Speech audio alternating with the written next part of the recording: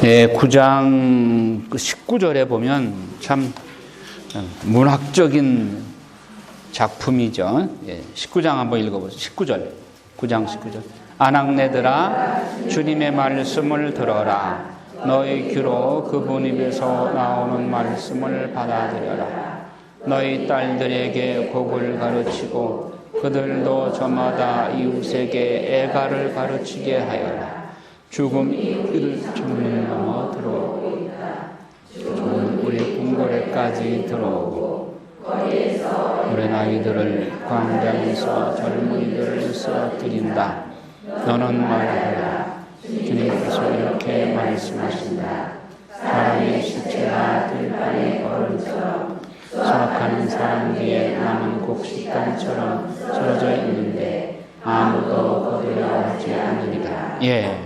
참 얼마나 비참한 상황이 벌어질 것인가 하는 것을 예고하는 것이죠. 애가를 가르쳐라. 뭐 하기 위해서요? 죽음에 대해서 곡을 하기 위해서. 그래서 예레미야 애가가 뒤에 붙어 있죠. 자, 22절에 보면 주님을 아는 것이 참 지혜이다. 주님께서 이렇게 말씀하신다. 지혜로운 이는 제 지혜를 자랑하지 말고 힘센 이는 제 힘을 자랑하지 말며 부유한 이는 제 부를 자랑하지 마라. 자랑하려는 이는 이런 일을 곧 나를 이해하고 알아모시는 일을 자랑하여라. 나는 과연 자애를 실천하고 공정과 정의를 세상에 실천하는 주님으로 이런 일들을 기꺼워한다.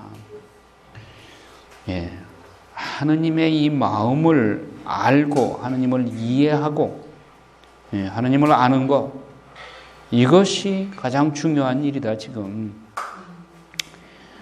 그러니까 하느님이 가장 기뻐하시는 일이 뭐예요? 하느님을 아는 거예요. 하느님을 우리가 제대로 모르기 때문에 제대로 신앙생활을 못하는 거예요. 하느님을 제대로 알면 세상에 한눈 팔지 않게 되죠.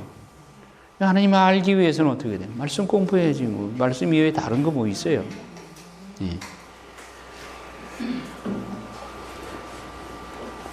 자, 몸의 할례도 징벌을 면하게 하지 못한다.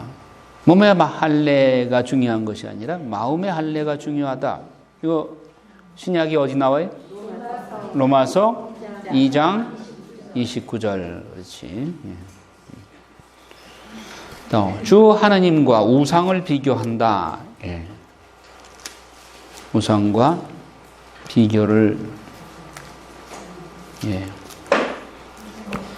해보라 하는 것이죠. 자, 11장은 이제 설교 4, 네 번째 설교입니다. 계약에 불충실한 자들에 대한 징벌. 하나님이 이스라엘 백성과 계약을 하신 내용을 상기시키는 겁니다.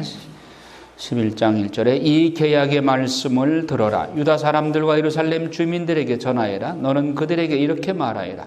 주 이스라엘의 하나님께서 이렇게 말씀하신다. 읽어요. 이 계약의 말씀을 듣지 않는 자는 저주를 받을 것이다.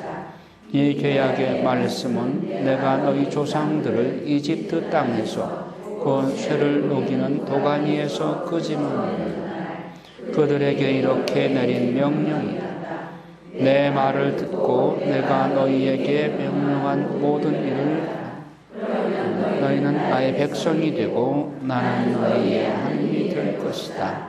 이는 내가 너희 조상들에게 젖과 꿀이 흐르는 땅을 주겠다고 한 맹세를 지키려는 것이었다. 그 결과는 오늘날 너희가 보는 대로다. 이 말씀에 나는 주님 참으로 그렇습니다. 응답했다. 주님께서 다시 나에게 말씀하셨다. 유다 성들과 예루살렘 거리에서 이 모든 말을 선포하여라. 이 계약의 말씀을 듣고 그것을 실천하여라. 이는 내가 너희 조상들을 이집트 땅에서 데려내는 내 말을 들으라고 그들에게 경고했고 그 경고는 오늘에 이르기까지 계속되고 있기 때문이다.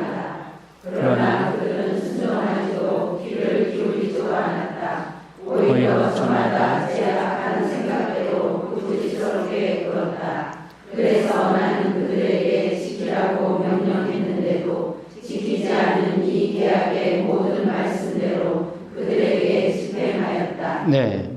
자, 이 내용은 요시야 왕 때, 요시야가 종교 개혁을 했죠. 그리고 요시야 왕은 누구보다도 그 이전에 우상숭배한 산당들을 다 부수고 파스카를 다시 회복을 하고 그렇게 했지만 백성들이 다 따르질 않은 거예요. 백성들 안에서 이것이 속속들이 실천되질 않았어요. 그래서 예언서를 보게 되면 열왕기에 나오는 왕조들의 그런 그 정치 또 종교 행위들이 백성들에게 어떻게 침투되어서 실행이 됐는가가 예언서에 나오는 거죠.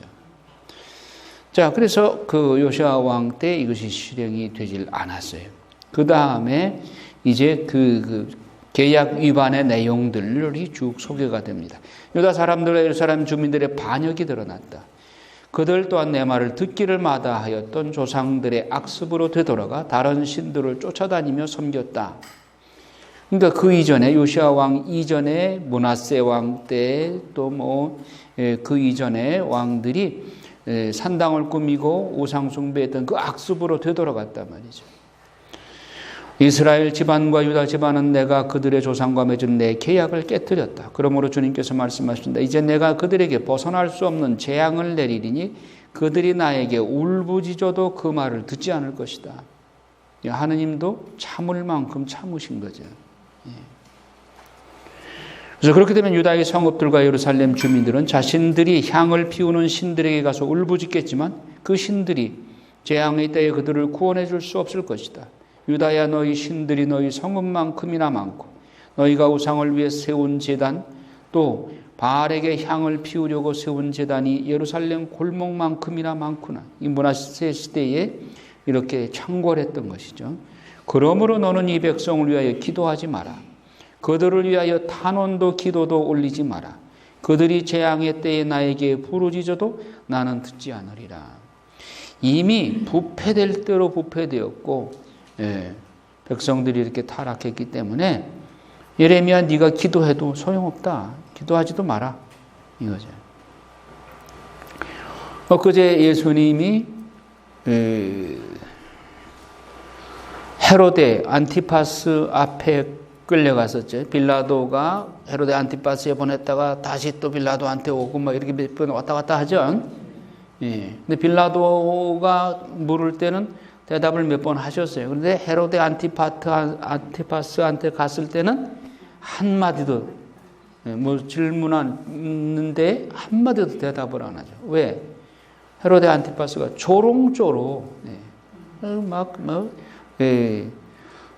조롱을 하고 그리고 질문을 해도 아주 그냥 농담 삼아서 그냥 그렇게 하니까 예수님이 한마디도 대답을 안 합니다. 이제 백성이 이제 하느님께서 더 이상 신경 써줄 그런 지경이 아닌 거예요. 이미 이제 하느님 마음은 방침이 굳혔어요. 므낫세 때 이미 멸망시키기로 마음을 굳히시죠. 자, 그래서 예레미야의 첫 번째 고백이 나옵니다. 예레미야의 첫 번째 고백. 예레미야가 백성들 앞에서 하나님의 말씀 전하지만 누구도 안 들어요. 그리고 예레미야 예언자를 조롱해요. 그래서 예레미야가 하나님께 이렇게 고백합니다. 저는 도살장으로 끌려가는 순한 어린 양 같았습니다. 누구와 비슷해요? 예수님과 비슷해요. 저는 그들이 저를 없애려고 음모를 꾸미는 줄 알아차리지 못하였습니다. 저 나무를 열매째 베어버리자. 그를 산이들의 땅에서 없애버려 아무도 그의 이름을 다시는 기억하지 못하게 하자 하면서 주님의 이름으로 예언하지 마라. 그렇게 하면 우리 손으로 너를 죽이겠다고 아나돗 사람들이 내 목숨을 노립니다. 아나돗은 예레미야의 고향이죠. 고향 사람들이니 예언자는 고향에서 인정을 받지 못해요. 자, 12장 읽어요. 주님, 제가 당신과 소송을 벌일 때마다 당신께서는 정의로우십니다. 그럴 때도 명성이 여쭙겠습니다. 어찌하여 악인들의 길은 번성하고 배신자들은 모두 성공하여 편히 살기만 합니까? 당신께서 그들을 심으시다.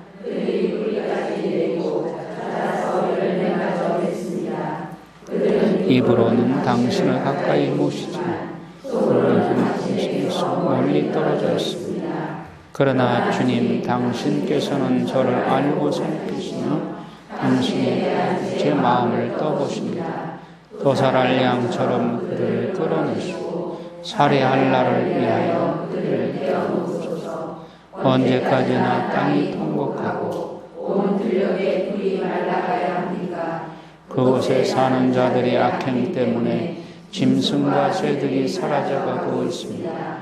그분께서 우리의 앞날에 관심을 두지 않으신다고 그들이 말합니다. 내가 사람들과 다니기를 하다가 먼저 지쳤다면 어찌 말들과 겨루겠느냐.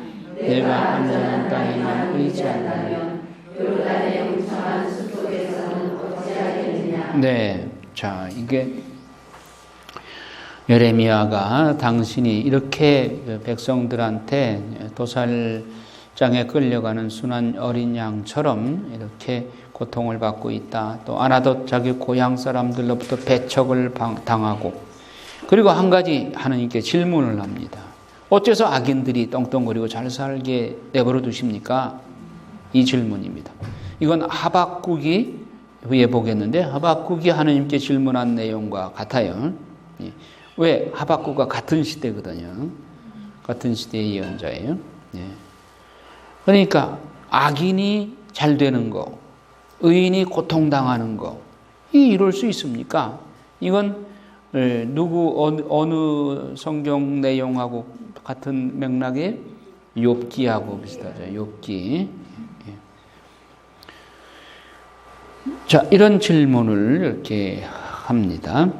그 다음에 내 형제들과 내 아버지 집안조차도 너를 배신하고 너에게 마구 소리를 지르는구나. 그러니 그들이 너에게 좋은 말을 한다 해도 그들을 믿지 마라. 이거 하느님께서 예레미야에게 하시는 충고의 말씀입니다. 네 집안 형제까지도 그렇게 될 것이다. 예수님도 그러시죠. 내가 평화를 주러 온 줄 아느냐? 아니다. 예. 가족들 중에 둘이 셋과 셋이 둘과 또 부모와 자식 간에 서로 갈라지게 될 것이다.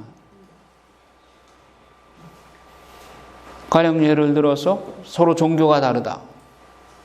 하나는 불교, 하나는 개신교, 하나는 천주교, 이렇게 한 집안에 세 종파가 있다. 그랬을 때 그 가정이 편해요? 예. 그럴 때 좋은 게 좋은 것이다. 서로 남의 종교에 대해서 얘기 안 하고 그냥 좋게 지내. 그게 평화입니까? 예. 그건 분란이 있을 수밖에 없고 하나님은 거기 개입을 하시죠. 진정한 종교, 참 종교가 무엇인가에 대해서 나는 하나님께 기도하면서 하나님께 지혜를 구하고, 그래서 그것을 일단은 기초가 약한 집은 언젠가는 벽이 금이 가고 무너지게 돼 있죠. 그럼 어떻게 해야 돼? 허물고 다시 짓는 수밖에 없어요. 그런 불안한 가정의 평화, 살얼음판 딛듯이 그렇게 서로 건드리지 않고, 건드리면 폭탄이 터지듯이, 그러니까 서로 건드리지 말자. 그게 평화예요. 그러니까 그것은 일단 갈등을 일으켜서 왕창 어떤 무너진 다음에 그리고 새롭게 기초를 놔야 되는 것이죠.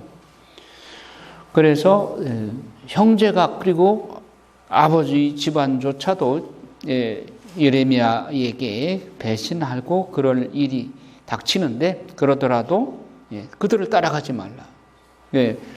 예레미야나 에제키엘이나 하나님께서 한결같이 하시는 말씀이 그거예요. 내가 너희들을 정말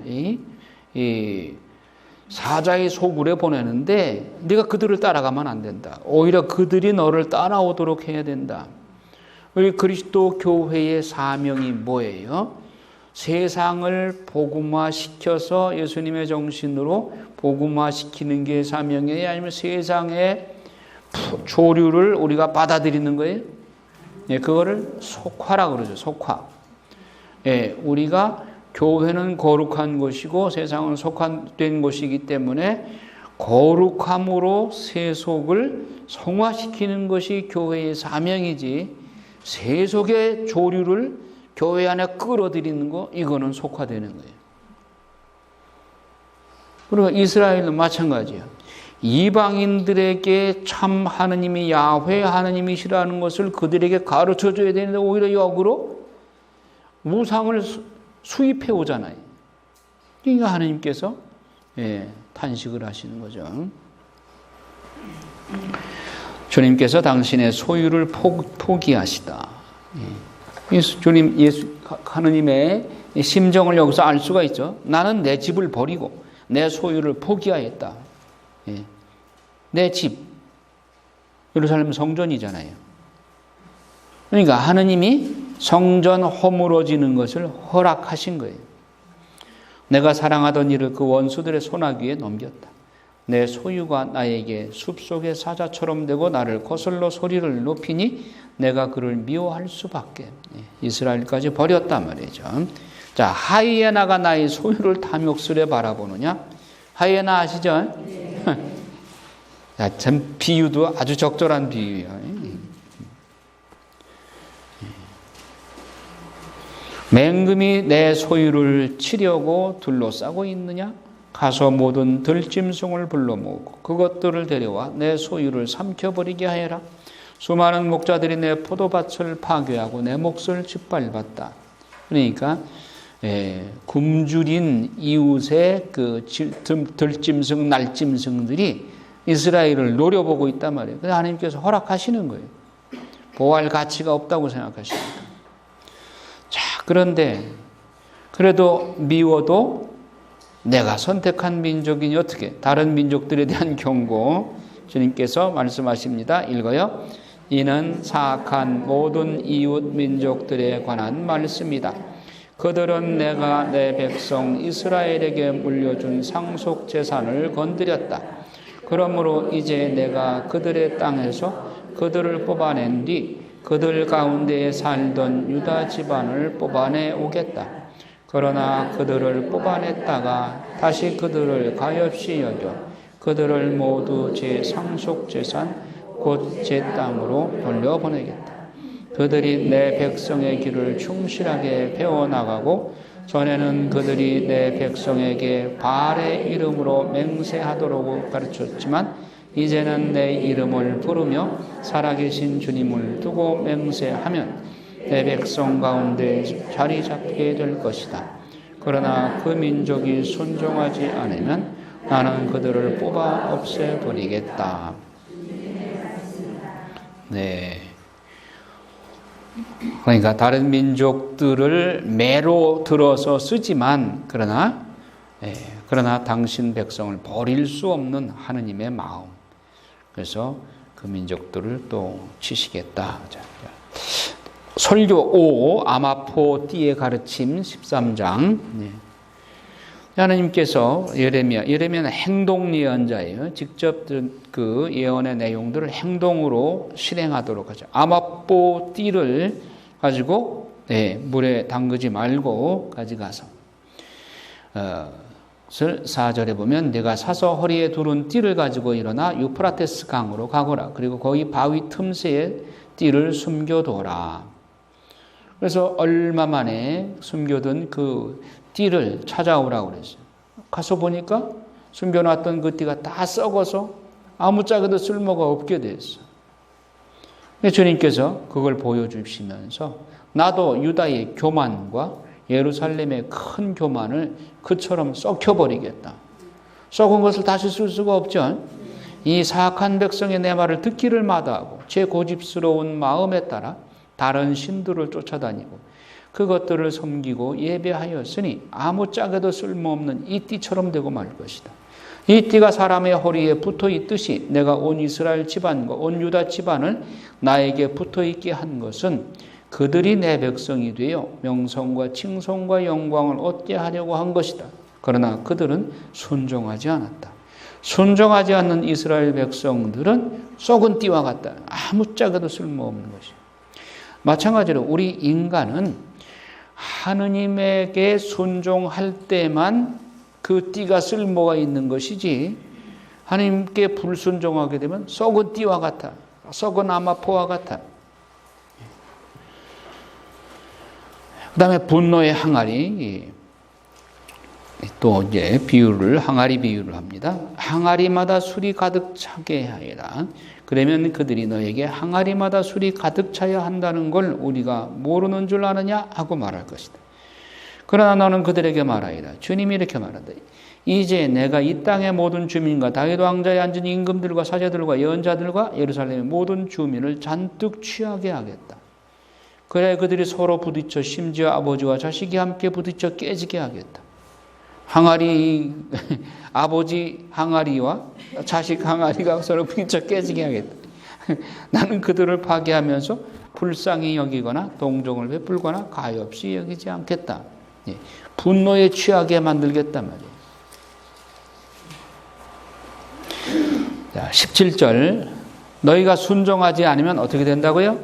내 영혼은 너희의 오만 때문에 숨어 울며 눈물을 흘리리라.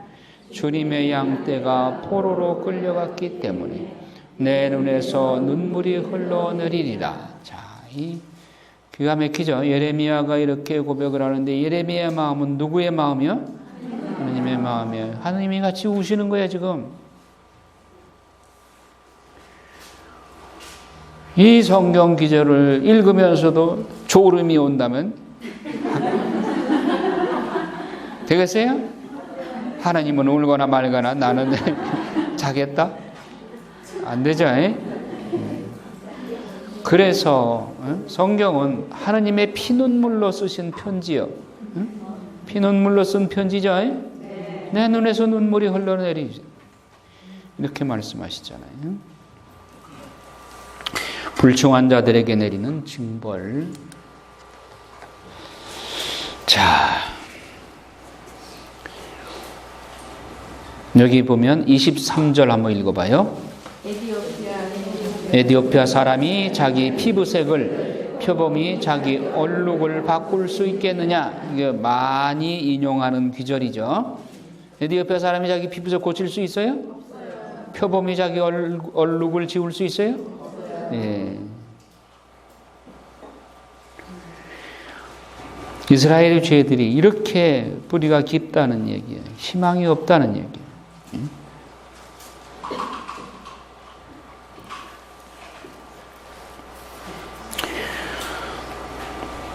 내가 너희를 광야의 바람에 날려다니는 건불처럼 흩으리라. 이것이 너희의 제비요 내가 너에게 정해준 몫이다.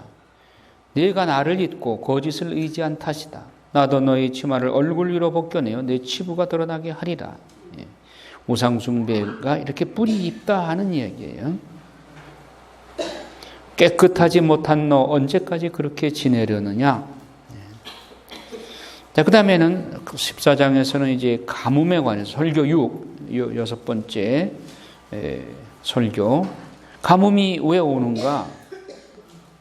이 재난이 바로 하나님의 징벌이죠. 바알 신과 관련이 돼요. 바알은 무슨 신이라고 그랬어요? 풍요와 다산의 신이죠. 그런데 가뭄이 왜 들어요? 바알 신이 능력이 있는 신이라면 풍년이 들어야 될 거 아니에요. 그러니까 풍년과 가뭄을 조정하시는 분은 바알이 아니라 하느님이시다. 이걸 드러내는 것이죠. 유다가 슬피 울고 그 성읍들이 쇠약해져 간다. 그들이 땅에 쓰러져 통곡하고 예루살렘이 부르짖는 소리가 높이 오른다. 귀족들이 종들을 물 기르러 보내요. 종들이 우물에 나와도 물을 찾지 못하고 빈 물동이를 든 채 돌아간다. 여러분 들판의 암사슴도 새끼를 낳고는 풀이 없어서 그것을 버려요. 예. 그러니까 짐승도 모성애가 있는데 새끼를 낳고도 먹을 풀이 없으니까 버려, 귀찮으니까. 들나귀도 벌거벗은 언덕 위에 서서 승냥이처럼 숨을 헐떡이는데 눈동자에 힘이 하나도 없다. 풀이 없는 탓이다. 주님, 저희 죄악이 저희를 거슬러 증언할지라도 당신 이름을 위하여 선처하여 주소서. 예레미야의 기도 이전, 정녕 저희가 당신을 수없이 배반하고 당신께 죄를 지었습니다. 이스라엘의 희망이시여, 당신은 재난의 때에 구원하시는 분이십니다. 어찌하여 당신께서는 이 땅에서 이방인처럼 하룻밤 묵고자 들어선 나그네처럼 되셨습니까? 지금 하느님이 나그네처럼 이렇게 되셨단 말이에요. 하느님은 주인이시잖아요. 주인이신 하느님을, 인간이 하느님을 나그네처럼 객군으로 그렇게 취급한단 말이에요. 어찌하여 당신께서는 놀란 사람처럼 저희를 구원할 힘이 없는 용사처럼 되셨습니까? 주님, 당신께서는 저희 간 가운데에 계십니다. 저희가 당신의 이름으로 불리니 저희를 버리지 마소서. 하느님을 이렇게 나그네로 뒷전으로 몰지 말란 말이에요. 오늘날도 마찬가지예요. 인간이 주인이 돼가지고 뭐 인간 중심의 뭐 어쩌고 저쩌고 하잖아요. 사람 하는데 하나님은 저 뒷방 늙은이처럼 뒷방에 가둬놓고 자물쇠로 잠가버려요.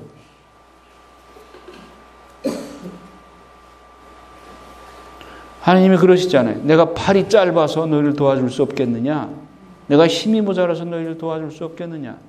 너희는 왜 신도 아닌 거짓 허상에게 매달리고 나를 본체만 채하느냐? 결정적인 심판. 주님께서 이 백성을 두고 말씀하신다. 그들은 또 돌아다니기를 좋아하고 발을 삼가지 못한다. 주님께서 그 마음에 들어 하지 않으신다. 이제 그분께서 그들의 죄악을 기억하시고 그들의 죄를 벌하실 것이다.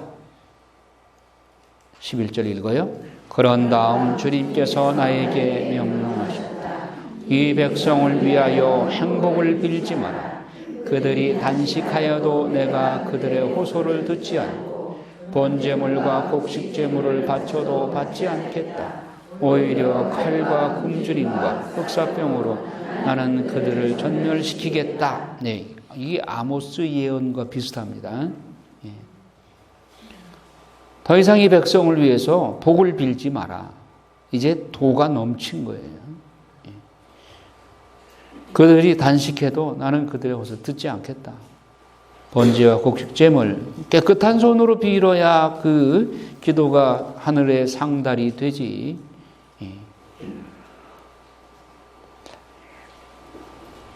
그리고 뭐 번제물, 곡식제물, 제물만 바치면은 하느님이 다 들어주는 그거는 우상한테 갖다가 복채 주고서 우리한테 복 달라고 하는 거와 똑같아요. 하나님의 인격적인 분이시에요. 깨끗한 손으로 거룩한 입으로 제물을 바치고 예배를 드려야 하느님이 받으시는 거예요. 오히려 그들에게는 칼과 굶주림과 흑사병으로 전멸시키겠다. 하나님은 이런 전능을 지니고 계시기 때문에 복을 주실 수도 있고 재앙을 내리실 수도 있어요. 여러분, 그 레위기에 보면 축복과 저주, 행복과 불행, 생명과 죽음에 관한 두 가지들을 내놓으면서 선택하라고 그러죠. 자유의지에서 우리가 선택하라. 불순종하게 되면 이러이러한 징벌을 내리겠다. 7배로 징벌을 내리겠다. 그래도 또 불순종하면 그 7배 또 7배를 4번까지 하셔. 4번까지. 그럼 마지막 징벌이 뭐냐? 서로 자식 잡아먹는 그런 징벌. 그런데 유감스럽게도 이스라엘은 2번씩이나 그런 아직 재앙의 끝까지 가요. 끝장을 봐, 유대인들이. 가장 안 좋은 재앙까지 갔습니다. 예레미야가 중재 기도를 하다 예. 또 애걸복걸 하는 거예요. 예. 그런데 한편에서는 거짓 예언자들이 하느님의 말씀이라고 하면서 이런 말을 해요. 너희는 칼을 보지 않고 굶주림이 너희에게 닥칠 리도 없을 것이다. 나는 이곳에서 너희에게 참 평화를 주겠다라고 하느님이 말씀하셨습니다. 이것은 거짓 예언자의 말입니다. 주님께서 예레미야에게 말씀하시다. 그 예언자들이 내 이름으로 거짓말을 한 것이다. 나는 그들을 보내지도 않았고 그들에게 명령하거나 말한 적도 없다. 그들이 너희에게 예언하고 있는 것은 거짓 환시와 엉터리 점괘와 제 마음에서 나오는 거짓말일 따릅니다. 예. 그래서 그 예언자들에게 주님이 말씀하시고 이는 내가 보내지도 않았는데 칼과 굶주림이 이 땅에 닥치지 않을 것이다 하면서 내 이름으로 예언하는 예언자들을 두고 하는 말이다. 그 예언자들은 칼과 굶주림으로 전멸할 것이다. 그들의 예언을 듣는 백성도 굶어 죽고 칼에 맞아 예루살렘의 거리에 내던져질 것이고 그들과 그들의 아내와 아들, 딸들을 묻어줄 자가 아무도 없을 것이다. 이렇게 내가 악의 대가를 그들에게 쏟아붓겠다. 주의해야 됩니다. 거짓 예언자들만 처벌하는 것이 아니라 그 말을 듣는 백성도 마찬가지예요. 그러니까 잘 따라가야 된다고요. 밧줄 잘 붙잡아야 돼, 여러분. 참된 예언자의 밧줄을 잡아야지 거짓 예언자 밧줄 잡았다 그냥 줄줄이 사탕으로 떨어져 나가요. 또 다른 탄원 그들에게 이 말을 하여라. 내 눈에서 눈물이 흘러. 누구 눈물에서? 하느님의 눈에서 눈물이 흘러. 밤낮으로 그치지 않는다. 처녀딸 내 백성이 몹시 얻어맞아 너무도 참혹한 상처를 입었기 때문이다. 처벌을 하는 징벌을 내리는 하느님 마음이 편하시겠어요? 하느님 마음에 석탄백탄 타시는 거예요. 내 눈에서 눈물이 흐르고 밤낮으로 그치지 않는다. 너무도 참혹한 내 상처를 입었기 때문에 들에 나가보면 칼에 맞아 죽은 자들 뿐이요 성읍에 들어가면 굶주림으로 병든 자들 뿐이다. 정령 예언자도 사제도 어찌할 바를 모르고 나라 안을 헤매고 다닌다. 자, 19절 예레미야가 하느님께 부르짖습니다. 읽어요. 당신께서 완전히 나를 버리셨습니까? 아니면 당신께서 시온을 지켜왔습니까? 어찌하여 당신께서는 저희를 치셨습니까? 평화를 바랐으나 좋은 일을 하나 없고 회복할 때를 바랐으나 두려운 일뿐입니다. 주님, 저희의 사악함과 조상들의 죄악을 인정합니다. 참으로 저희가 당신께 죄를 지었습니다. 당신의 이름을 위해서 저희를 내쫓지 마시고 당신의 영광스러운 옥자를 멸시하지 마소서. 저희와 맺으신 당신의 계약을 기억하시고 그 계약을 깨뜨리지 마소서. 이 민족들의 헛것들 가운데 어떤 것이 비를 내려줄 수 있습니까? 하늘이 스스로 소나기를 내릴 수 있습니다. 그런 분은 주저의 하나님이신 바로 당신이 아니십니까? 그러기에 저희는 당신께 희망을 둡니다. 당신께서 이 모든 것을 만드셨기 때문입니다. 네, 당신의 이름을 위해서 저희를 내쫓지 마시고 모세도 그런 기도했죠. 당신의 이름을 걸고 이 백성을 이집트에서 이끌어내셨는데 광야에서 쓸어버리신다면 당신의 이름에 누가 되지 않습니까? 우리가 기도할 때도 중재 기도할 때도 이런 요령을 배워야 돼요. 하느님의 이름이 거룩히 빛나시고 하느님의 뜻이 영광 받으셔야 돼. 그 하느님께 영광과 그 이름의 명예를 위해서 그 이름으로 기도를 해야 돼요. 하느님의 이름을 위하여 하느님의 영광을 위하여 이렇게 백성들이 비참하게 되는 것은 당신의 이름에 누가 됩니다. 되지 않습니까? 하나님의 마음을 위로해드려야 돼. 모세가 중재기도를 3번 하잖아요. 3번째 중재기도 때 모세는 참 심리학적으로도 심리학 박사야. 하나님의 마음을 헤아렸어. 하느님이 마음이 상하셨다는 것을 알았어요. 그래서 하느님의 마음을 위로해 드리려고, 하느님, 저를 불러주셨을 때 저를 그렇게 사랑스러워 하셨잖아요. 그때를 생각해서 제 이 탄원을 들어주십시오. 그래서 하나님 마음이 풀리셨어. 그래, 내가 너를 기억한다. 그리고 내가 청하는 대로 들어줄게. 내가 그래서 너와 함께 가겠다. 안 가시겠다고 그랬거든. 이스라엘 백성들, 너희끼리 가. 난 안 따라갈 거야. 그러다가 세 번째로 모세가 그렇게 하느님께 이렇게 그 위로의 말씀을 드리니까, 그래, 내가 너와 같이 따라가겠다.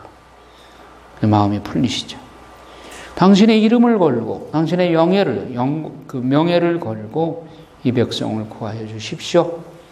하느님을 위로해드리는, 상한 마음을 위로해드리는 그런 기도이죠. 자, 우리가 중재 기도할 때 이 모세나 예레미야나 예언자들의 그 모델 케이스를 잘 이렇게 읽어야 돼요. 그래서 그 내용대로 기도할 때 여러분들의 기도가 하나님께 연락되고 하나님을 기쁘게 해드리는, 내가 원하는 오직 한 가지, 하나님을 기쁘게 해드리는 것이라 그랬잖아. 아까 노래는 노래로만 끝나고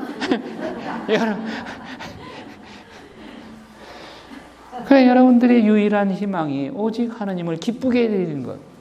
먼저 하나님 나라의 의를 구하면 나머지 이 세상 것들은, 세상 축복은 그냥 그 덤으로 주시는 거요. 세상 축복에 목숨 걸고 하나님의 의는 실현되거나 말거나 그렇게 하면 안 돼요. 거꾸로 사는 거예요. 그거는 그 물구나무 사는 거예요. 하나님의 마음을 알려고 노력하고, 하나님의 마음을 위로해 드리려고 애를 쓰고, 하나님의 마음을 기쁘게, 어떻게 하면 하나님을 기쁘게 해드릴까? 이것에만 신경 쓰면 세상 것은 다 알아서 해주셔. 하나님이 팔이 짧아서 못 해주시겠어요? 하나님이 시력이 부족해서 못 보시겠어요? 하나님이 힘이 부족하시겠어요? 자, 15장에 피할 수 없는 징벌. 주님께서 마음이 지금 몹시 상하셨어. 그래서 모세와 사무엘이 내 앞에 서서 간청하더라도, 중재 기도해도 내 마음을 이 백성에게 돌리지 않겠다. 모세, 사무엘, 중재 기도의 거장들이잖아요. 그들을 내 앞에서 쫓아내어 떠나가게 하여라. 그들이 너에게 우리가 어디로 가야 합니까? 하고 묻거든. 이스라엘 백성들, 너는 그들에게 이렇게 대답하여라. 주님께서 이렇게 말씀하신다. 흑사병에 걸릴 자는 흑사병에 걸리고, 칼에 맞을 자는 칼에 맞아 죽고, 굶주리는 자는 굶주리고, 사로잡혀 갈 자는 사로잡혀 가게 하여라. 바빌론에 말이에요. 끌려갈 때 내가 그들에게 4가지 심판을 보낸다. 이 말씀입니다. 곧 죽이는 칼과 이리저리 끌고 다니는 개들, 먹어치우는 공중의 새들과 땅의 짐승들이다. 나는 그들을 세상의 모든 왕국의 공포의 대상이 되게 하겠다. 난민으로 사방에 흩어버리겠다는 말이에요. 이는 유다 임금 히즈키야의 아들 므낫세가 예루살렘에서 저지른 일 때문이다. 예루살렘 때문에, 므낫세 때문에 하나님께서 몰살시키기로, 그냥 이스라엘을 망하게 하기로 결심을 하신 거죠. 열왕기하 21장에 나오는 이야기죠. 배척하였기 때문에 배척받는다. 예루살렘아, 누가 너를 불쌍히 여기고 누가 너를 위하여 슬퍼해 주랴? 누가 너에게 돌아와 내 안부를 물으랴? 너는 나를 버렸다. 그러니까 하느님으로부터 버림받은 인간은 누구도 기억해 주지 않고 쓸모없는 인간이 되어버리는 거예요. 깨진 쪽박과 같아. 깨진 쪽박 어디다 갔어요? 버리는 거예요. 그것은 네가 먼저 하느님을 버렸기 때문이다. 나에게 등을 돌려 가버렸다. 그래서 내가 손을 뻗어 너를 멸망시켰다. 나는 불쌍히 여기기에도 지쳤던 것이다. 하느님이 지쳤다는 말을 말씀하셔요. 전능하신 하느님이 내가 이 땅의 성문들 앞에서 키로 그들을 흩어지게 하였다. 내가 내 백성에게서 자식들을 빼앗고 그들을 멸망시켰으나 그들은 제 길에서 돌아서지 않는다. 나는 그들 가운데 과부의 수를 바닷가의 모래보다 더 많게 하였다. 젊은이들이 어머니들을 치도록 한낮에 파괴자를 불러들였다. 그리하여 불안과 공포가 갑자기 그들을 덮치게 하였다. 7 아이를 낳은 여자는 기력이 다하여 숨을 헐떡거렸다. 그 여자의 해는 아직 낮인데도 기울었다. 그 여자는 수치스러워 낯을 붉혔다. 나는 남은 자들도 그들의 원수 앞에서 칼에 내맡기리라. 용서하다 용서하다 참고 참다가 지치신 하느님의 모습이에요. 그러나 그 마음 안에는 여기 표현은 안 했지만 요동치는 하느님의 자비의 마음이 여기에 맥박 뛰고 있는 거예요. 그래서 나중에 회복을 또 선언하시죠. 자, 예레미야의 두 번째 고백. 자, 10절부터 읽어요. 아, 불행한 이 몸, 어머니 어쩌자고 날 낳으셨나요? 온 세상을 상대로 시비와 말다툼을 벌이고 있는 이 사람. 빚을 놓은 적도 없고 빚을 얻은 적도 없네. 나를 저주합니다. 주님께서 말씀하셨습니다. 내가 반드시 너를 풀어주어 복되게 하리라. 재앙과 재난에 대해 내 원수가 너에게 간청하게 하리라. 누가 쇠를 또 너에게서 오는 쇠와 정동을 꺾을 수 있겠느냐. 나는 너의 재산과 보화를 노획물로 내어주리라.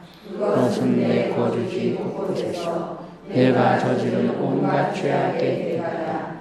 나는 내가 알지 못하는 땅에서 원수들을 섬기게 하리라. 참으로 내 분노의 불꽃이 당겨져 너희를 거슬러 타리라. 네. 자, 예레미야가 지금 자기 탄생을 저주합니다. 자기 탄생을 저주한 사람 또 욥기 3장에 신덕이 부족해서가 아니라 얼마나 고통스러우면 자기 탄생을 저주하겠어요. 자, 아, 불행한 이 몸, 어머니 어쩌자고 날 낳으셨나요? 이걸 뒤집어서 예레미야 예언자는 하느님의 마음을 대변하죠. 하느님이 내가 어쩌자고 이 백성을 낳았는고? 이렇게 고백하시는 말씀으로 들을 수도 있겠죠? 내가 왜 이 백성을 선택했던가?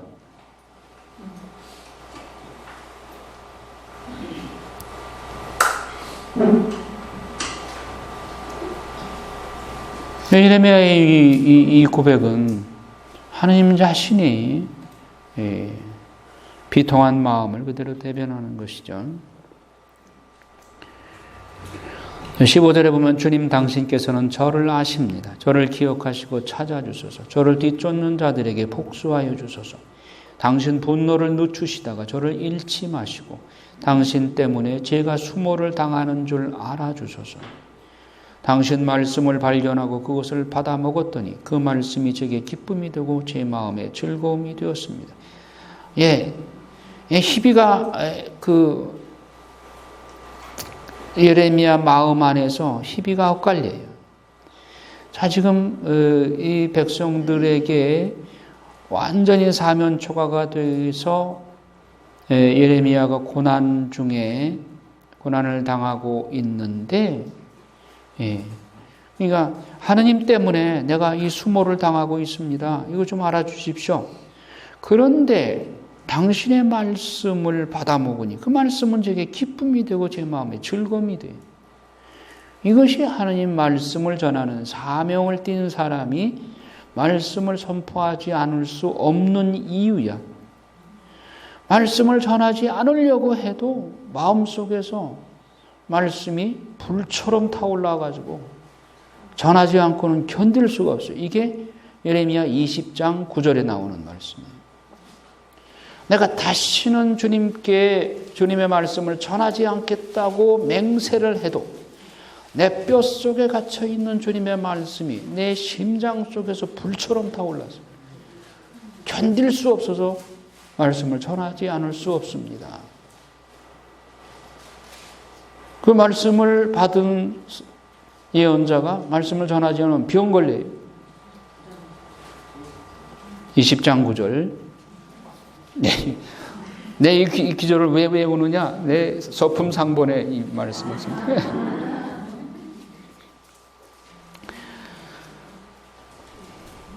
자, 그래서 하나님의 말씀은 입에 달아요.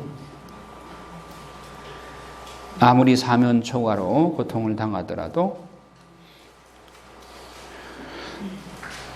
저는 웃고 떠드는 자들과 자리를 같이 하거나 즐기지 않습니다. 오히려 저를 가득 채운 당신의 분노 때문에 당신 손에 눌려 홀로 앉아 있습니다. 어찌하여 제 고통은 끝이 없고 제 상처는 치유를 마다하고 깊어만 갑니까? 당신께서는 저에게 가짜 신의 물처럼 믿을 수 없는 물처럼 되었습니다. 그러니까 내 말씀 때문에 고통당하는 이 심정을 이렇게 얘기하는 거예요. 그러자 주님께서 말씀하셨다. 19절. 거루에 너 고생한다. 아이고 불쌍해. 그거 아니에요. 19절 읽어요. 내가 돌아오려고만 하면 나도 너를 돌아오게 하여 내 앞에 설 수 있게 하리라. 내가 쓸모없는 말을 삼가고 값진 말을 하면 너는 나의 대변이 내가 그들에게 돌아가서는 안 된다. 그러므로 이 백성에게 맞서 내가 너를 요새의 청동벽으로 만들어주리라. 그들이 너를 대적하여 싸움을 걸게 되시고 너를 이겨내지 못하리라. 내가 너와 함께 있어 너를 구원하고 건져낼 것이기 때문이다. 주님의 말씀이다. 내가 너를 악한 자들의 손에서 건져내고 무도한 자들의 손아귀에서 구출해내리라. 예. 프로 선수는 칭찬이 필요 없어요.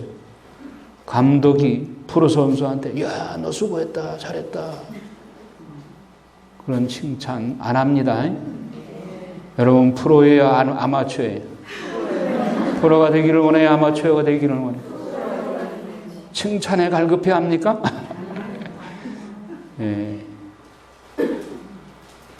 예레미야가 이렇게 탄생을 저주할 만큼 이렇게 고통 중에서 하나님께 부르짖고 당신 말씀 때문에 내가 이렇게 고통당하고 있습니다. 그래서 주님께서 그래 너 수고 많이 했어. 내가 좀 위로해 줄게. 그게 아니잖아요. 내가 돌아오려고 하면 나도 너를 돌아오게 하여 내 앞에 설 수 있게 하리라. 내가 쓸모없는 말을 삼고 그따위 쓸모없는 말 하지 말고 값진 말을 하면 너는 나의 대변인이 되리라. 그들이 너에게 돌아올 망정 네가 그들에게 돌아가서는 안 된다. 아무리 너를 둘러싸고 사람들이 너를 잡아 끌어도 네가 그들에게 딸려가서는 안 돼. 네가 그들의 여론에 치우쳐가지고 그들을 따라가면 안 돼. 그들이 너에게 따라오도록 네가 돌에 맞아 죽을지언정 하나님의 말씀을 전하다 죽더라도 그것이 네가 사는 길이다. 그래서 이 백성에게 맞서서 내가 너를 요새의 청동벽으로 만들어주겠다. 여러분 바오로 서간에 보면 바오로 사도도 마찬가지죠. 사도행전에 보면 바오로 사도가 죽을 고비를 넘기잖아요. 예. 그럴 때 사도행전에 예수님이 뭐라고 그러시느냐. 너 로마에도 가서 내 말을 전해야 된다.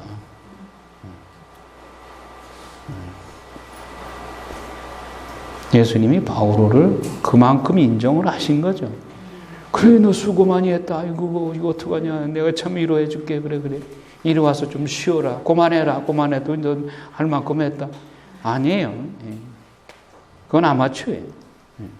프로니까 너 로마에 가서도 그 고난을 겪어야 된다. 여러분이 지극히 힘든 고통 중에 있을 때 아유, 좀 고통 좀 요만큼만 주십시오. 이제는 좀 쉬게 해 주십시오. 그럴 거예요? 주님 뜻대로. 나는 프로선수인이 하나님의 위로를 받기를 원치 않습니다. 제가 어떻게 하면 주님께 기쁨을 드리고 영광을 드리고 주님을 위로해 드릴까? 이것만이 내 유일한 관심사입니다. 오뚜기처럼 7전8기 하겠습니다. 그리고 일어나야 되겠죠? 네. 자, 고독한 예레미야. 설교 7, 고독한 예레미야. 주님 말씀이 내립니다. 읽어요. 너는 이곳에서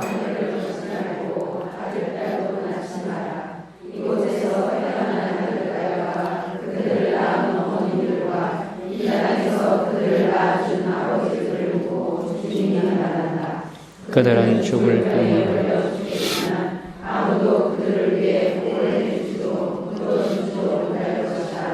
그들은 땅 위에 거름이 될 것이다. 그들은 칼과 굶주림으로 죽어가는 그들의 시체는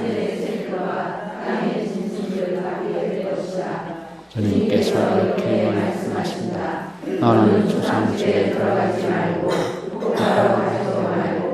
그들에게 주의를 표하지도 마라. 내가 이 백성에게서 나의 권한을 거두고 주님의 말씀이다. 자애와 자비를 거두어 버린다.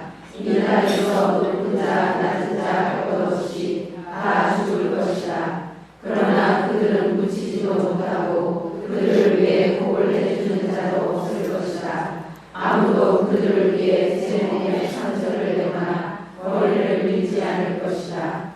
아무도 주니를 애도하는 상주를 이루어버리고 그와 음식을 나누지 않고 그의 아버지나 어머니를 생각해서 그에게 위로의 수자를 건네지도 않을 것이다. 너는 사람들과 앉아 먹고 마시고 자신 집에 들어가지 마라. 만군의 주 이스라엘의 하나님께서 이렇게 말씀하신다.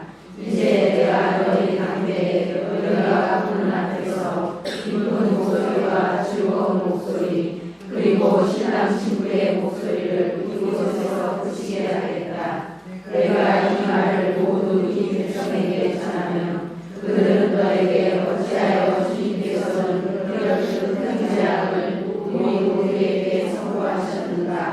주 우리 하나님께 우리가 저지른 죄악이 무엇이며 우리가 지은 죄가 어떤 것이냐 하고 물을 것이다.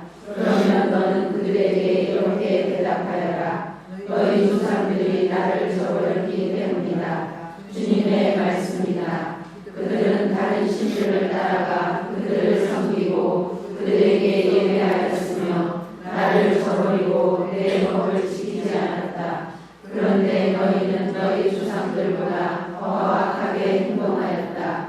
너희는 저마다 제 악한 마음을 고집스럽게 따르면서 나에게 순종하지 않았다. 그러므로 이제 내가 너희를 이 땅에서 너희도 너희 조상들도 물러나도록 내어주리라. 너희는 그곳에서 밤낮으로 다른 신들을 섬겨야 하고 나도 너희에게 은혜를 베푸지 않을 것이다. 네, 예레미야에게 세 가지 주문을 하시죠. 세 가지 금기사항. 뭐예요? 첫 번째, 아내를 얻지 마라, 결혼하지 마라. 두 번째로, 장사 집에 가서 울지 마라.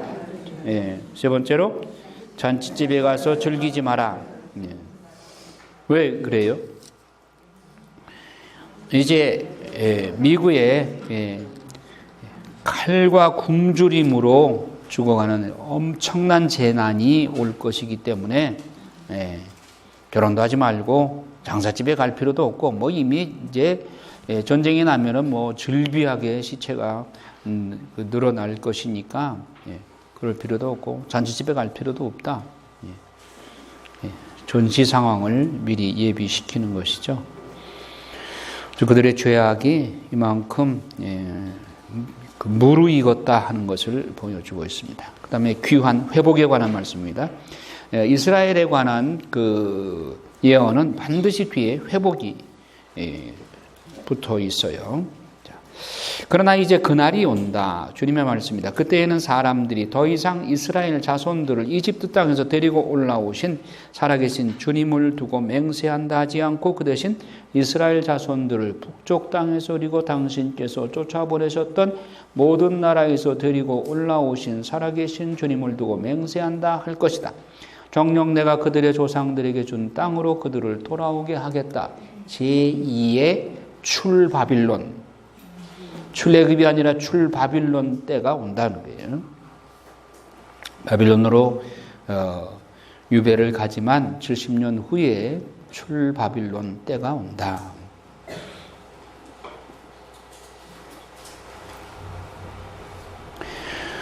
죄인들을 모두 잡아들이다. 그래서 하느님은 그들의 죄악을 갑절로 갚겠다고 말씀하셨어요. 레위기 26장, 신명기 28장에 그 징벌에 관한 불순종에 대한 죄악에 대한 징벌에 관한 말씀이 나오죠. 그 말씀을 상기시키는 겁니다. 그들이 송장이나 다름없는 자신들의 혐오스러운 것들로 내 땅을 더럽히고 자신들의 역겨운 것들로 내 소유주를 채웠기 때문이다.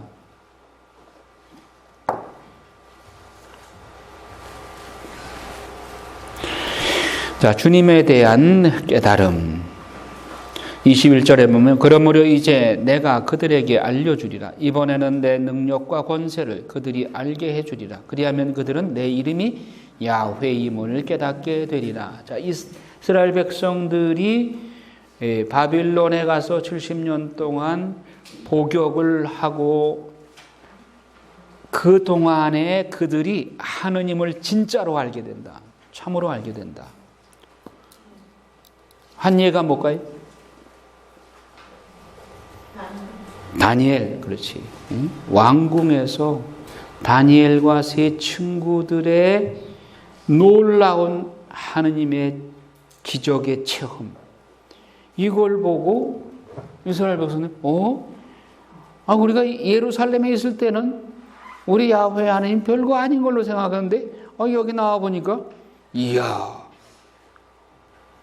바빌론의 그 모든 신들은 꼼짝 못하는데 야훼 하느님이 다니엘의 세 친구를 풀무불에서 살려주시고 다니엘을 사자굴에서 살려주셨네. 야, 우리가 믿던 하느님 밖에 나가 보니까 확실히 그분이 위대한 참신이심을 이제 알겠네. 한국에서는 나라의 고마움을 잘 모르고 살다가 미국에 이민 가서 사는 사람들이 애국심이 훨씬 한국에 사는 사람보다 훨씬 더 강해. 외국에 나가보면 다 애국자가 돼. 한 번씩 나갔다 와야 돼. 나라의 고마움을 모르는 사람들은 한 번씩 나갔다 좀 와서 밖에 나가서 나라 없는 서름이 어떤 것인가를 체험하고 와야 돼. 자, 17장에 주님의 분노로 죄인들이 재산을 빼앗기다. 유다의 죄악이 철필로 기록되었다. 이거 보세요. 철필로 기록되면 지울 수 있어요, 없어요? 금강석 촉으로 그들의 마음판에 새겼다. 더군다나 금강석 촉으로 새겼으니 그들의 제단 뿔에 새겨졌다. 그들의 자녀들이 높은 언덕 푸른 나무 곁에 세워진 제단과 아세라 목상들을 기억하는 가운데 그 죄악이 새겨졌다. 이만큼 그들의 죄악이 뿌리가 깊다는 얘기예요. 속이는 자와 속이지 않는 자.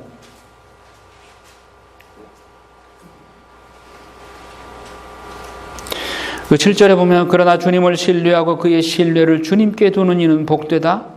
그는 물가에 심긴 나무와 같아 제 뿌리를 시냇가에 뻗어 무더위가 닥쳐와도 두려움 없이 그 잎이 푸르고 가뭄에도 걱정 없이 줄곧 열매를 맺는다. 어디에 나오는 얘기? 시편 1편. 예, 시편 1편. 예.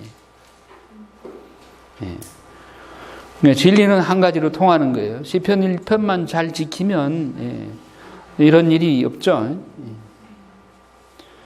사람의 마음은 만물보다 더 교활하여 치유될 가망이 없으니 누가 그 마음을 알리요. 이 귀절도 많이 인용하는 거죠. 비정 때.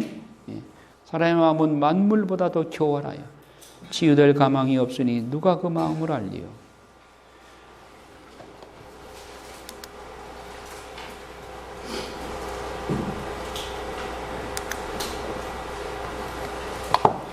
예레미야의 세 번째 고백.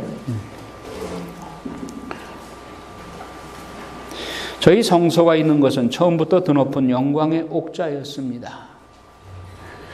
이스라엘의 희망이신 주님, 당신을 저버린 자는 누구나 수치를 당하고 당신에게서 돌아선 자는 땅에 새겨지리이다.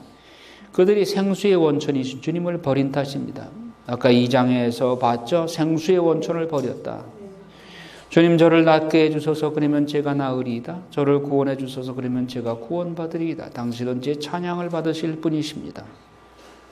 예, 우리 찬양 받으실 주님, 그 복음성가 있죠? 예.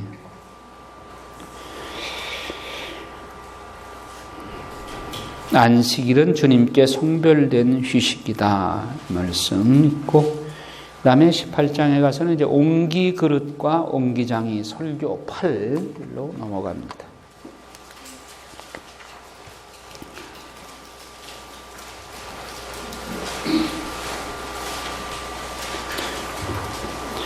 옹기장이는 옹기 그릇을 굽다가 자기 마음에 안 들면 어떻게 해요? 깨트려버려요. 깨트려버리고 새로 만들어요. 근데 하나님도 그런 심정인 거예요. 지금 당신의 백성을, 선택된 백성을 그렇게 귀염둥이 사랑스러운 옹기 그릇처럼 생각을 하고 만들었는데 이게 금이 가버린 거예요. 내가 너희에게 내릴 재앙을 마련하고 있는 너희를 칠 계획을 준비하고 있다. 그러나 제발 너희는 저마다 악한 길에서 돌아와 너희의 길과 행실을 고쳐라. 그러면 그들이 이렇게 대답할 것이다. 소용없는 일이요. 우리는 우리 생각대로 살아가겠소. 우리는 모두 고집스럽고 악한 마음대로 행동하겠소. 예.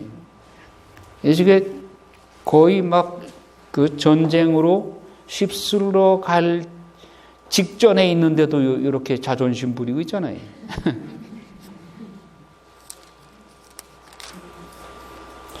자, 그 다음에 예레미야의 네 번째 고백으로 넘어갑니다.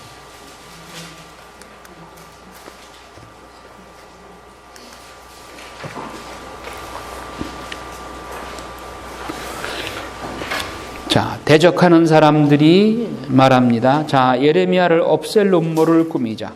그 자가 없어도 언제든지 사제에게서 가르침을 받을 수 있고 현인에게서 조언을 받을 수 있고 예언자에게서 말씀을 얻을 수 있다. 어서 혀로 그를 치고 그가 하는 말은 무엇이든 무시해버리자. 제사장의 그 율법, 지혜자의 책략, 선지자의 말씀을 예레미야를 거북스럽게 여기고 예레미야 아니라도 이런 율법을 받을 제사장이 있고 또 지혜를 받을 지혜자가 있고 말씀을 들을 선지자가 있다. 이렇게 주장을 하는 거예요. 그러자 예레미야가 주님, 제 말씀을 귀담아 들어주시고 제 원수들의 말을 들어보소서. 선을 악으로 갚아도 됩니까? 또 질문을 하는 거죠. 그런데 그들은 제 목숨을 노리며 구덩이를 파놓았습니다. 제가 당신 앞에 서서 그들을 위해 복을 빌어주고 당신의 분노를 그들에게서 돌리려 했던 일을 기억하소서. 그래야 그들의 자녀들을 굶주리게 하시고 그들을 칼날에 붙이소서. 그들이 저를 잡으려고 구덩이를 파놓고 저의 발밑에 올가미를 숨겨두었습니다. 주님, 당신께서는 그들이 저를 죽이려고 흉계를 꾸미는 것을 모두 아십니다.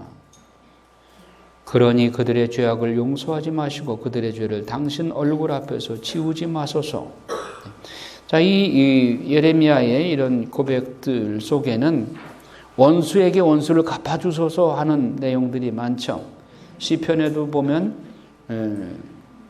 상대방을 저주하는 내용의 시편이 있습니다. 그런 거를 공식적인 이제 기도 모임이나 이런 데서는 쓰지 못하게 하고 있죠.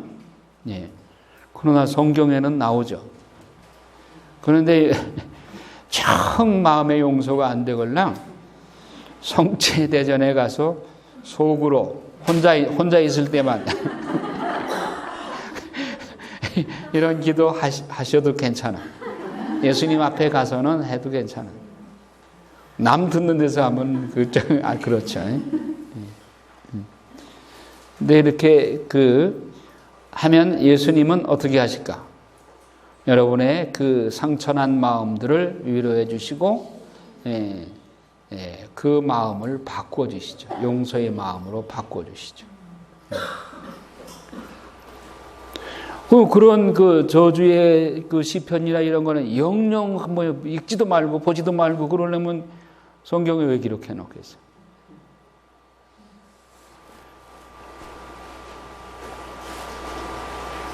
제 생각이 틀린 생각이?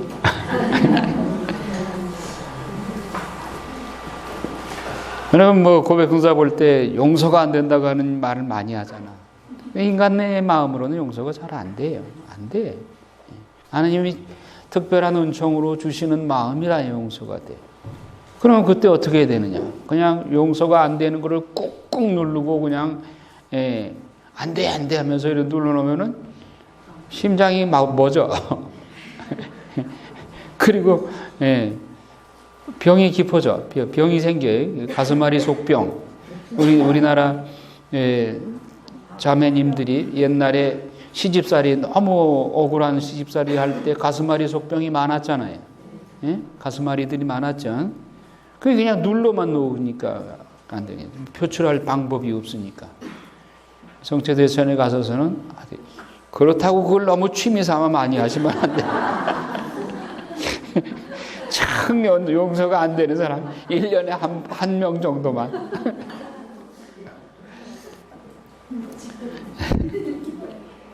그리고 자기 그냥 저주의 말씀만 퍼붓고 그냥 바로 끝내고 나오지 말고 예수님의 말씀을 들어야지. 예수님이 뭐라고 그러시는가. 틀림없이 용서하라고 말씀하실 거야. 그리고 용서의 마음을 주실 거예요. 용서의 마음이 뭘 하나님이 선물로 주셔야 용서가 되는 거지 내가 억지로 안 돼요. 다 여러분들이 경험하는 바잖아. 자, 19장에 질그릇을 깨면서 예언하다. 자, 이 질그릇, 오지 그릇.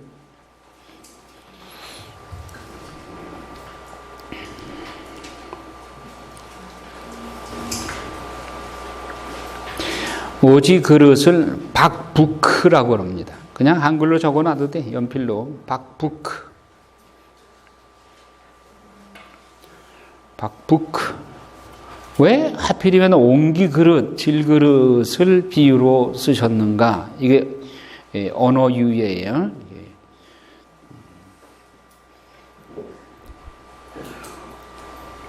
무효케 하다 하는 말도 박하크예요. 박부크, 박하크. 비슷하죠? 이 언어 유유란 말이에요. 옹기 그릇이 박부크다. 자, 가서 옹기장이의 단지를 하나 사라.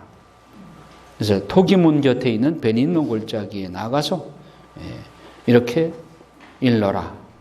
너는 이렇게 말하여라. 유다 임금들과 예루살렘 주민들아, 주님의 말씀을 들어라. 만군의 주 이스라엘 하나님께서 이렇게 말씀하신다. 이제 내가 이곳에 재앙을 내리리니 그 소식을 듣는 자마다 귀가 멍멍해질 것이다.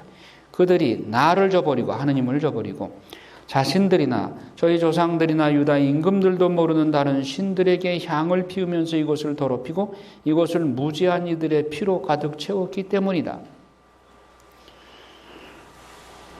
그래서 그 베닌놈 골짜기, 토펫이나 베닌놈 골짜기가 아니라 사륙의 골짜기로라고 불릴 것이다. 나는 이곳에 유다와 예루살렘의 계획을 물거품으로 만들겠다. 즉 축복하려고 하는 예루살렘을 축복하려고 하는 하나님의 계획을 물거품으로 만들겠다. 무효로 만들겠다. 박하크 하겠다는 거예요. 박하크. 아까 옹기 그릇은 박부크. 박부크를 박하크 하겠다는 거예요.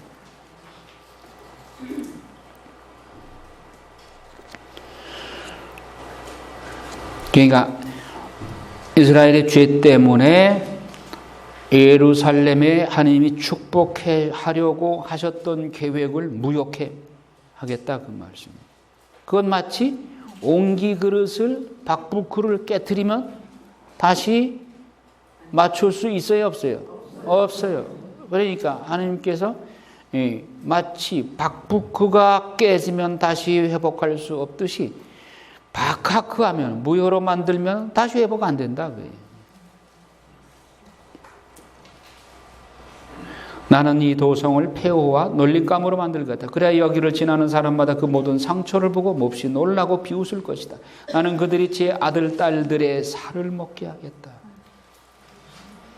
그들은 원수들이 자기들을 포위한 채 목숨을 노리며 조여오는 극심한 재난 가운데에서 저마다 제 이웃의 살을 먹을 것이다.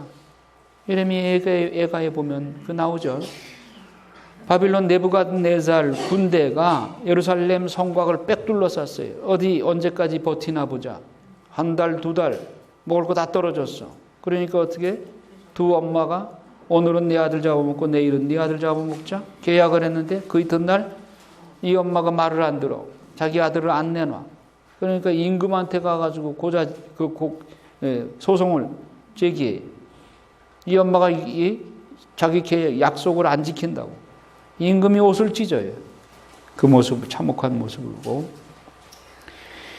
자, 그때 너는 함께 간 사람들이 보는 앞에서 단지를 깨뜨려라. 박부크를 깨뜨리라 말이에요. 만군의 주님께서 이렇게 말씀하신다. 옹기장이가 다시는 주워 맞출 수 없게 질그릇을 깨뜨려 버리듯이 내가 이 백성과 이 도성을 그렇게 부수겠다. 장사 지낼 곳이 없어 사람들을 결국 토펫에서 장사를 지내야 할 것이다. 이곳과 여기 사는 주민들을 이렇게 만들겠다. 이 도성을 토펫처럼 만들어 놓겠다. 예루살렘의 집들과 유다 임금들의 궁궐도 토펫터처럼 더럽혀질 것이다. 집집마다 지붕 위에서 사람들이 하늘의 모든 군대에게 향을 피우고 다른 신들에게 술을 따라 올린 탓이다. 우상숭배 말합니다. 보라, 이제 내가 이 도성과 부근의 성읍마다 그 위에 이미 선포한 모든 재앙을 내리겠다. 그들이 내 말을 듣기를 마다하고 목을 뻣뻣하게 한 까닭이다.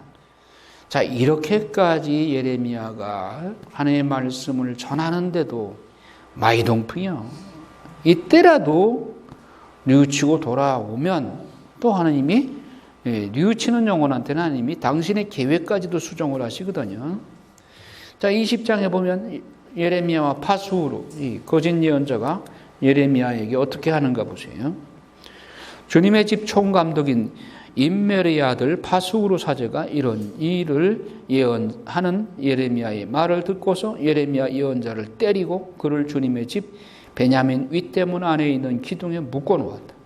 다음날 파수후루가 예레미야를 기둥에서 풀어놓자 예레미야가 그에게 말하였다. 주님께서 당신의 이름을 파수후루가 아니라 마고르밉사빕이라고 부를 것이요. 마고르밉사빕? 공포의 대상? 네. 주님께서 이렇게 말씀하셔서 보라, 내가 너를 너 자신과 내 모든 친구들에게 공포의 대상이 되게 하겠다. 또한 내 친구들은 네가 지켜보는 가운데 원수들의 칼에 맞아 쓰러질 것이다. 내가 온 유다를 바빌론 임금의 손에 넘겨주리니 그가 그 주민들을 바빌론에 유배시키고 그들을 칼로 죽일 것이다. 또한 내가 이 도성의 온갖 재물과 생산품과 귀중품을 그리고 유다 임금들의 온갖 보물을 원수들 손에 넘기겠다. 그러면 원수들은 그것들을 약탈하고 가로채 바빌론으로 가져갈 것이다. 파수후루야, 너와 네 집에 사는 모든 사람도 바빌론에 유배될 것이다. 너와 너의 거짓 예언을 들은 친구들도 모두 거기에서 죽어 그곳에 묻힐 것이다. 거짓 예언자만 죽는 게 아니에요. 그 예언을 듣고 따라가는 사람은 마찬가지예요. 예레미야의 5번째 고백. 자, 여기 읽어요. 주님, 당신께서 저를 빼주려 저는 그에게 넘어갔습니다. 당신께서 저를 압도하시고 저보다 권세하시니 제가 날마다 놀림감이 되어 모든 이에게 조롱만 받습니다. 말할 때마다 저는 소리를 지르며 폭력과 분이다 허물칩니다. 주님의 말씀이 저에게 날마다 치욕과 비웃음거리만 되었습니다. 그분을 기억하지 않고 더 이상 그분의 이름으로 말하지 않는 작정하여도 뱃속에 가두어둔 주님의 말씀이 심장 속에서 불처럼 타오르니 제가 그것을 간직하기에 지쳐 더 이상 견뎌내지 못하겠습니다. 군중의 수군대는 소리가 들립니다. 저기 마구름 잎사귀이 지나갑니다. 그를 꼽아낸다. 우리도 그를 꼽아야겠다. 가까운 친구들마저 모두 제가 쓰러지기만 기다리고 있습니다. 그가 속아나는 것도 우리가 그보다 대하여 그에게 복수할 수 있는지도 모른다. 그러나 주님께서 신세 용사처럼 제 곁에 계시니 저를 박해하는 자들이 비틀거리고 쓰지하지 못하리라. 그들은 성공하지 못하여 그의 부끄러운 일을 당하고 그들의 수치는 영원히 잊혀지지 않으리라. 의로운 일을 시험하시고 마음과 속을 꿰뚫어 보시는 만군의 주님, 당신께 제 송사를 맡겨드렸으니 당신께서 저들에게 복수하시는 것을 보게 해주소서. 주님께 노래 불러라. 주님을 찬양하여라. 그분께서 가난한 이들의 목숨을 악인들의 손에서 건지셨다. 네. 자, 예레미야의 5번째 고백은 정말 예레미야가 아주 고통 중에서 내가 주님께 꼬임에 넘어갔습니다. 당신께서 저를 압도하시고 저보다 우세하시니 제가 날마다 놀림감이 되어서 모든 이에게 조롱만 받습니다. 그런데 당신 말씀을 전하지 않을 수가 없어서 말씀을 전하면 조롱감, 놀림감이 되고 말합니다. 말할 때마다 저는 소리를 지르면서 폭력과 억압뿐이라고 외칩니다. 날마다 치욕과 비웃음거리만 되고 있습니다. 그래서 다시는 주님의 말씀을 전하지 않겠다고 결심을 하지만 뼛속에 가두어진 주님의 말씀이 제 심장 속에서 불처럼 타오르면서 제가 그것을 견딜 수가 없어서 손을 들고 맙니다. 또다시 선포하지 않을 수가 없습니다. 군중이 나보고 마고름 잎사귀라고 사방에 공포, 사방에 가서 안 좋은 말만 하니까 그렇게 놀림감이 되고 있습니다.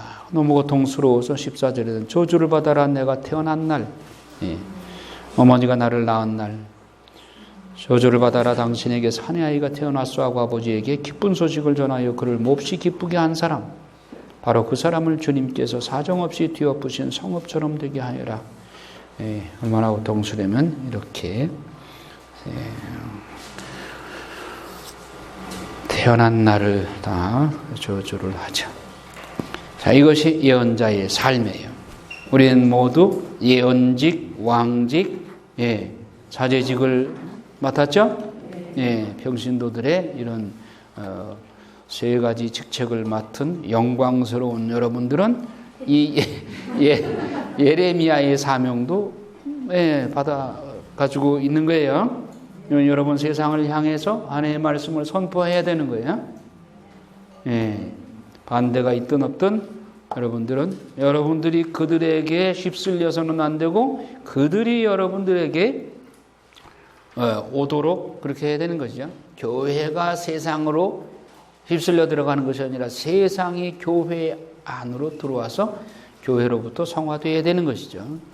그렇다면 세상이 지금 성화되지 못하는 이유는 뒤집어 말하면 교회가 제 역할을 제대로 못하는 거죠. 교회 종탑은 늘어가는데 세상은 더 악해져. 교회가 이 역할을 못하기 때문에 그런 것이다. 우리가 모두 그 책임이 있다. 이렇게 말할 수가 있는 것이죠. 영광이 성부와 성자와 성령께 성부와 성자와 성령의